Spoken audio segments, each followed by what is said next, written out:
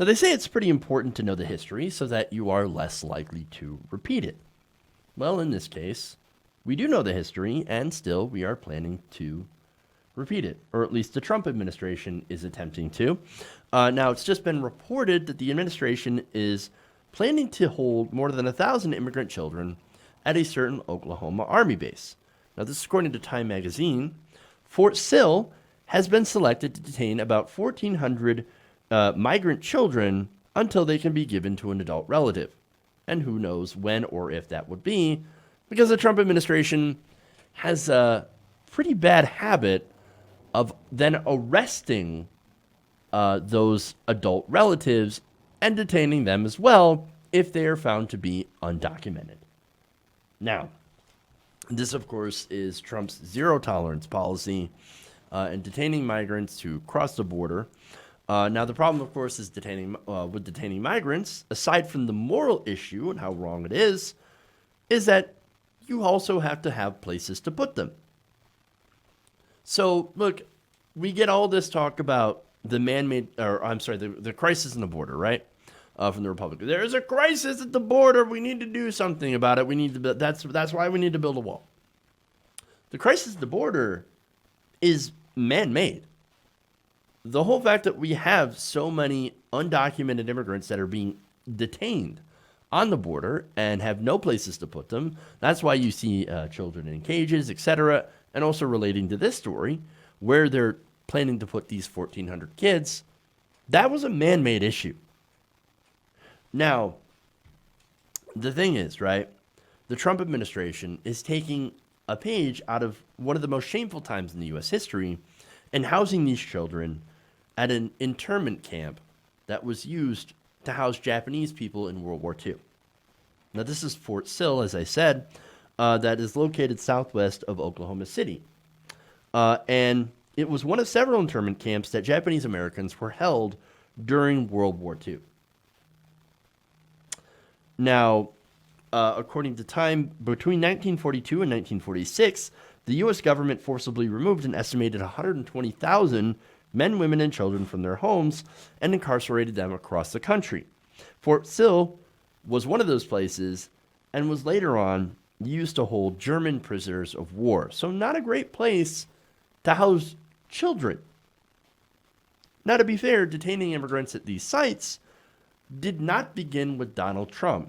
In fact, in 2014, the Obama administration held about 7,700 migrant children on bases in Texas, California, and Oklahoma, which included Fort Sill. Now, the temporary shelters were shuttered after 4 months. Under Obama, Fort Sill was used to detain about 200 children. Now, that's wrong. And look, were people outraged under Obama? I think some of them were, although a lot of us didn't actually know that this was going on at the time. Now, there are other reasons to be mad at Barack Obama as well for things that he did, because he was the deporter-in-chief, mostly. And yes, that should be absolutely called out. As should the Trump administration for doing what they're doing in creating this crisis. We don't actually have to detain those children. It's not a requirement by law, especially in prison-like conditions that have even led to some of the deaths of some of these migrant children. Now, I'm not saying this is an easy situation to deal with, but maybe we shouldn't do it maybe we shouldn't make it worse by having zero-tolerance policies like this, because it will lead to detaining children in prison-like conditions. And what has this led to? Well, the numbers are staggering. The Trump administration this year alone has detained 40,000 children. That's just children. Now, that's a 57% increase from last year, which is a rate on pace to surpass the record figures in 2016, when 59,171 minors had been taken into custody. So what do?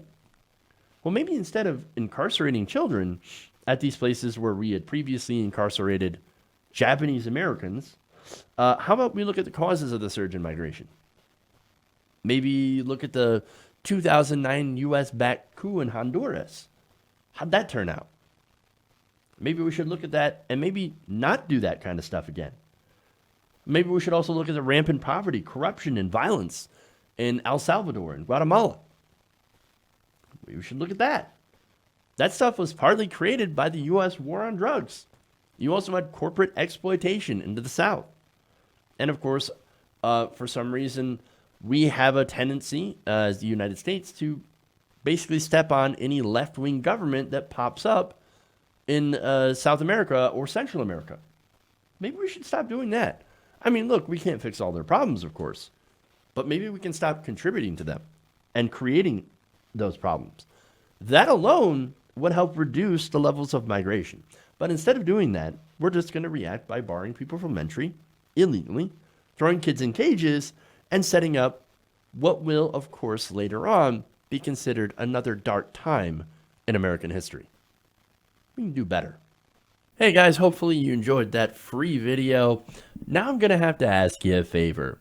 Between the demonetization and the YouTube algorithm messing around with view counts, etc., we're having a hard time adjusting to the new YouTube reality, which is where you guys come in. See, we have a Patreon, patreon.com/TYTNation, set up to help us rely on you guys, the viewers, instead of big corporate ads. Look, you know the show. You know I'm not in favor of big corporations anyway. So help us transition away from relying on the ad model to pay the bills and sign up to be a patron, patreon.com/TYTNation. That goes a long way to help us keep the lights on. And you guys will know that you're supporting independent, progressive media.